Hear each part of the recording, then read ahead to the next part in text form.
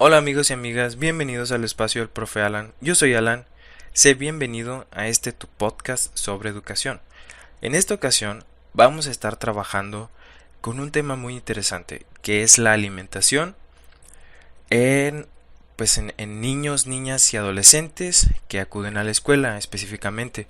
Habrá diferencia con los niños que no acuden a la escuela, pero pues ese no es tema que vamos a estar tratando aquí en este episodio, el primer episodio. Vamos a estar apoyándonos de el, la visión sociológica de Foucault. Es una visión muy interesante y pues ha aportado muchísimo a, a este tema de investigación. He basado mis investigaciones en varios autores, varios artículos. El primero de ellos, bueno, me gustaría citarlo desde el comienzo por si en algún momento se me pasa a citar. Bueno, pues ya les dejé las citas aquí. Primero es Bowles y Gintis con el problema de la teoría del capital humano, una crítica marxista. Luego vamos a ver por qué. Burgos con la alimentación y nutrición en edad escolar. Fuenmayor con el concepto de poder de Michel Foucault. Y finalmente Mintz con sabor a comida, sabor a libertad. Estos son los artículos en los cuales me estoy basando. Aparte tengo una nota periodística que voy a citar externamente. Y bueno, es momento de comenzar con el tema. Bueno, me gustaría hacer estas grandes divisiones del tema. Y principalmente la alimentación. Bueno, ¿qué sabemos sobre la alimentación? Es pues una herramienta imprescindible del ser humano pues para continuar con vida, ¿no? Si alguien no está alimentado, puede vivir tanto tiempo, pero pues es muy necesario la alimentación. Eh, Últimamente la alimentación pues ha sido corrompida por estos alimentos procesados, esta comida chatarra, alta en azúcar, alta en saborizantes artificiales, que pues no aportan mucho a la alimentación. Más bien sería el sabor únicamente, pero pues no.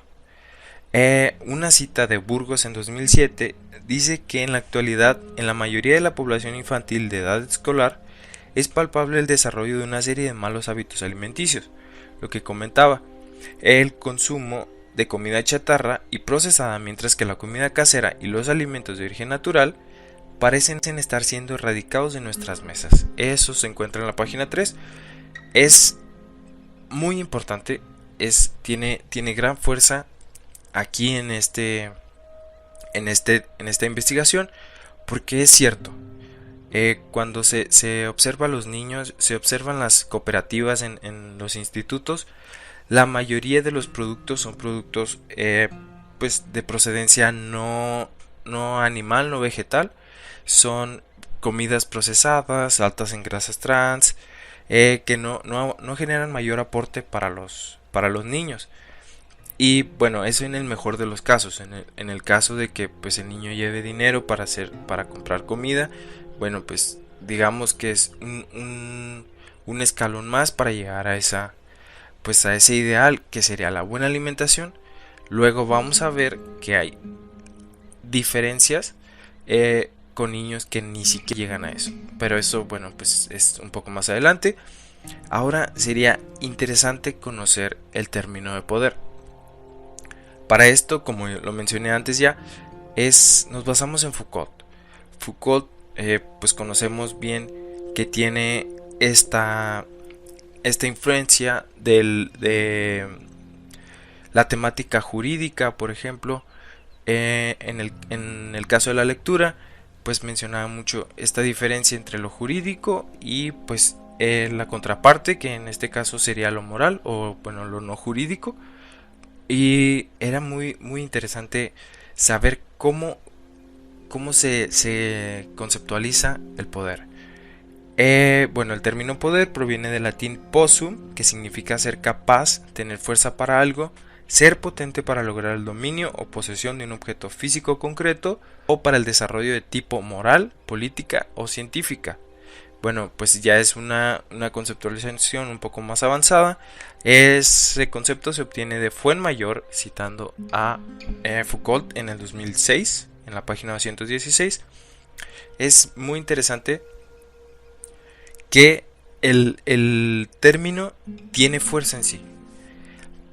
Si bien habla de la capacidad de las personas, de los seres humanos, para hacer algo, también acaba desarrollándose o acomplejándose para hacer la posesión o el dominio. O sea, desde ahí ya nos habla de algo bastante fuerte, que más adelante vamos a ver que es algo nato, es algo que viene de por sí en todas las personas. Todas las personas tienen ese poder. Pero es muy interesante que ese poder se cede total o parcialmente para construir un poder más complejo, lo diría yo, lo que Fuenmayor refiere sobre Foucault como una soberanía política, que es un poder en su máximo estado, en su máxima expresión. Bueno, pues resulta un proceso un tanto paradójico porque tú tienes ese poder, esa capacidad de hacer algo, pero bueno, por el bien de esa soberanía política, pues es mejor cederlo. En ese caso, bueno, te despojas, por así decirlo, del poder para cederlo a un poder colectivo. ¿Ok? Hasta ahí, bueno, pues no hay mayor complejidad. El poder, pues es esta capacidad de hacer algo, de hacer algo, de tener sobre alguien, en el caso de la dominación. Y es, es un tema. Ahora bien, vamos a continuar desarrollando el concepto de poder para dar un paso más allá. Para Foucault, el poder no es algo que posee la clase dominante. Sí, habíamos dicho que era una posición de los individuos, pero en, en esta evolución del poder a lo que se considera eh, ampliamente como la soberanía política, ya no se posee, se ejerce. Es decir, un gobierno no ha adquirido el poder por haberlo poseído, sino que únicamente lo ejerce, porque el poder, por decirlo de alguna manera, está ahí. Es una cuestión estratégica, igual lo menciona Foucault en el texto. Es muy, es muy interesante que haya esta conceptualización del poder, porque Foucault se basa en una tripleta de autores de élite que hemos observado, por ejemplo, en filosofía, en antropología, en psicología, en sociología, que es esta tripleta de Marx, Nietzsche y Freud. Son ellos tres quienes han inspirado incluso desde sus años como estudiante a Foucault. Y bueno, en el caso de sus postulados, pues no es la excepción. Entonces, considerando un poco esta línea delgada entre lo que es el poder y ese poder económico o ese como desglose del poder destinado a la economía, que bueno, sabemos por el mismo texto que las relaciones de poder están íntimamente imbricadas con las relaciones económicas, dice Fuenmayor en 2016. Poder y economía constituyen un binomio inseparable. Siendo así, y analizando un poco el esquema, el contexto, no sería incorrecto utilizar, por ejemplo, el Capital de Marx. Entonces, buscando un poco para darle ese sentido ya económico, que nos permite entender el poder adquisitivo de las personas, de la población en general, bueno, decidí irme por el capitalismo, que es, si lo tropicalizamos, es el sistema que utilizamos aquí en México. Bueno, Bowles y Gentis dicen en 2014 que el capitalismo es un sistema en el que los medios de producción son poseídos y controlados por una pequeña minoría. La masa de individuos alejada del control de los recursos productivos se ve obligada a vender su fuerza de trabajo para vivir. Esto en la página 221. Y es cierto. Pues todos los postulados sobre el capitalismo son ciertos. A veces esto que se mencionaba como la obligación o como esa presión por vender su fuerza de trabajo para sobrevivir, vaya, a veces es a un costo ridículo. Eso, bueno, si ya lo entendemos, si ya entendemos estos tres conceptos, que es la alimentación, el poder de Foucault y el capital de Marx, creo que podemos ya dar el siguiente paso, que sería inferir sobre ya la alimentación aplicada a un contexto cotidiano, a un contexto diario, en la escuela, por ejemplo. Bueno, sabemos que, y esto pues se puede inferir del texto de lo mencionado anteriormente, que existe una relación directa entre el poder adquisitivo de los padres de familia y la alimentación o la comida, que vamos a ver después que es diferente, otorgada a los niños.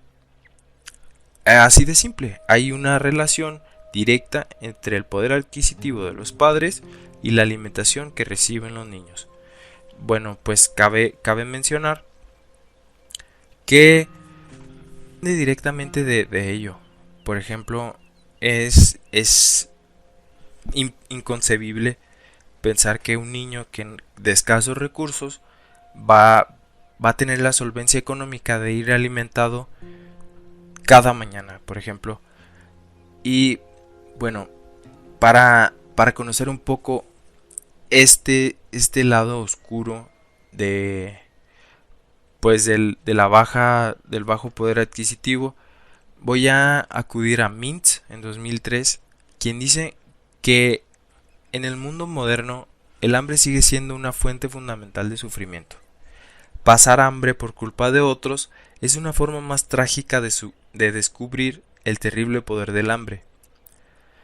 Lo que mencionaba anteriormente sobre esta separación entre los alimentos y la comida es que la comida tiene un valor incluso más allá que el de la simple alimentación. Es cierto que hay que consumirla para seguir vivos, dice Mainz, pero se habla sobre ella, se piensa sobre ella y se conceptualiza sobre ella. Es decir, hay una visión más desarrollada sobre los alimentos o sobre esta evolución, digámoslo así, que sería ya la comida. Y pues lamentablemente en nuestro país sabemos que hay hambre gracias a esta minoría que se menciona en el capitalismo. Esta minoría que es capaz de contener o de retener esos recursos para evitar que sigan distribuyéndose. Y esto no ocurre únicamente en México, es bien sabido, ocurre en la mayoría de las sociedades capitalistas y es algo muy complejo de erradicar. Es muy difícil pensar siquiera en que puede ser derrocado este sistema económico y político, pero lo verdaderamente interesante aquí es igual esa relación fisiológica con la atención de los niños en el aula. Yendo a un artículo en La Nueva España, un artículo de Natalia Vaquero, en la que se entrevista a un profesionista, a un profesional en temas de alimentación de aquel país, a Jesús Martínez, que es el presidente de la Sociedad Española de Ciencias de la Alimentación y experto en nutrición escolar. En este artículo se cuestiona a, al señor Jesús Román sobre la relación directa que hay entre pues esta fisiología, estos necesidades fisiológicas con la atención que prestan los niños. Bueno, hay una frase muy fuerte que dice que el alimento es la mejor medicina. Esa frase, bueno, pues es de Natalia Vaquero, la desarrolladora del artículo, pero en la entrevista con el señor Martínez da a conocer esa tenue línea que hay entre la alimentación y que un niño ya sea y que un niño ya sea por escasos recursos o por la desatención de los padres, si no va bien alimentado a la escuela, es muy probable que no ponga atención, que no tenga concentración y que no tenga interés en los temas que hablará el profesor o profesora en la clase. Es muy interesante entender cómo algo tan simple, o que en teoría parecería simple, y que afecta enormemente la calidad educativa. Y que bueno, pues no hay un interés directo por esta consideración en hacer énfasis a la alimentación de los niños para que así haya una evidente mejora educativa, una mejora, como mencionaba antes, en el interés y pues en cualquier aspecto que preste el niño, como la atención, por ejemplo. Bueno, para finalizar, me gustaría agregar a mí una propuesta que quizás desde mi punto de vista, sería algo utópico. Es algo incluso de soñador. Pero si no se tiene un objetivo, así sea muy elevado antes, no hay un destino, no hay un punto de referencia para decir, estábamos aquí, ahora estamos acá.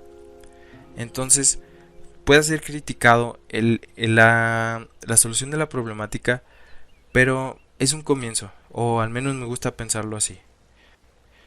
Bueno, yo considero que debería haber un órgano gubernamental independiente de la Secretaría de Educación Pública. Bueno, este órgano, pues financiado evidentemente por el gobierno, llevaría alimento a cada niño, o al menos a los que así necesitaran, cada mañana en pues en los días de escuela. Digamos que ese mismo órgano, bueno, se encargaría de alimentar a otra minoría, a otro grupo de personas que no puedan alimentarse, pero bueno, sería una cuestión un tanto diferente. Pero aplicado directamente, como se dijo al inicio, en materia educativa, bueno, digamos de lunes a viernes, que son los días comunes de escuela, acude esta organización a alimentar a los niños, pero no serían únicamente a los niños de los recursos, a los niños que no pudieran contar con el desayuno. En caso de que un padre de familia, una madre, no pueda alimentar a su hijo ese día, bueno, incluso si no es de escasos recursos, no hay ningún problema, el niño sería alimentado. Esta alimentación, bueno, pues sería balanceada en pues esta ingesta calórica, alimentos de procedencia vegetal, de origen natural, por decirlo de alguna manera.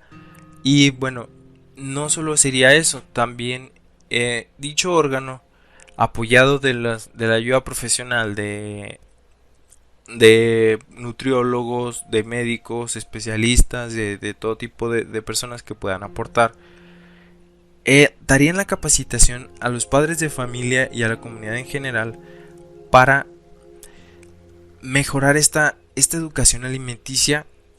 Según los artículos analizados, es pobre en México, por ejemplo, que tenemos el segundo lugar de obesidad en el mundo, porque se prefiere ir por la vía fácil, como antes se mencionó, hacia lo que sabe rico, por ejemplo, lo alto en grasa, lo que tiene grasas trans, etcétera, etcétera. Pero no se conoce realmente el valor. Incluso lo menciona el, el señor Jesús Román, que a veces es incluso por flojera, por decirlo de alguna manera. Sería muy interesante conocer, o mejor dicho, que las personas conocieran el verdadero valor de una correcta alimentación, aplicarlo con el día a día y así, bueno, pues reproducir estas actitudes, eh, estos mejores hábitos alimenticios que repercuten directamente en estas, estos elementos necesarios para que se dé bien el proceso educativo. Como ya dijimos, he analizado directamente estos tres elementos, que sería la atención, la concentración y el interés. Digamos que esos tres artículos, esos tres elementos, repercutirían directamente en la calidad educativa, siendo la base. Ya no digamos que obligatoriamente va a mejorar el aprovechamiento o cualquier otro aspecto, pero sí, bueno, al menos tendríamos estos tres elementos iniciales cada mañana si se alimentara de forma correcta. Por ejemplo, en una cooperativa que se vendan comidas procesadas, etcétera, etcétera. Eh, Repito, sería es algo incluso utópico. Hay quienes puedan criticar esta forma de pensar, de solucionar la problemática, pero pues es un punto de partida y es necesario para comenzar a hacer algo. Para comenzar a hacer algo. Muchas gracias por haber estado en el espacio del profe Alan. Gracias por haber participado en este primer episodio. Espero sea de ayuda. De igual manera va a estar algún texto acompañando lo que dije para pues que pueda ser utilizada la referencia bibliográfica en caso de ser necesaria. Pero pues en general muchas gracias por la atención.